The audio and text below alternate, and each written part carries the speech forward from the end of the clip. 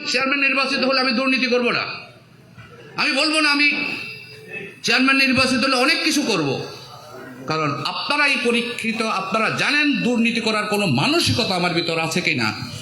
যদি থেকে থাকে আমি যতই ওয়াদা করি না কেন, সেই ভোটটা কিন্তু আমাকে প্রতিটা মুহূর্তে আমাকে কিন্তু নিয়ন্ত্রণ করবে।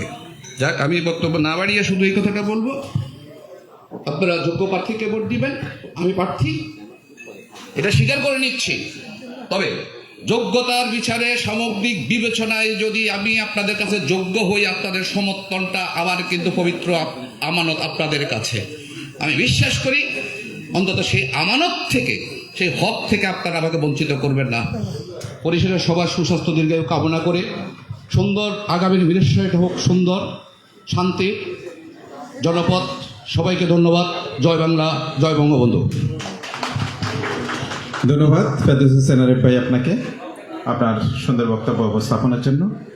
আমাদের মাঝে উপস্থিত হয়েছেন আমাদের চট্টগ্রাম জেলা পরিষদের সম্মানিত সদস্য জনাব প্রদীপ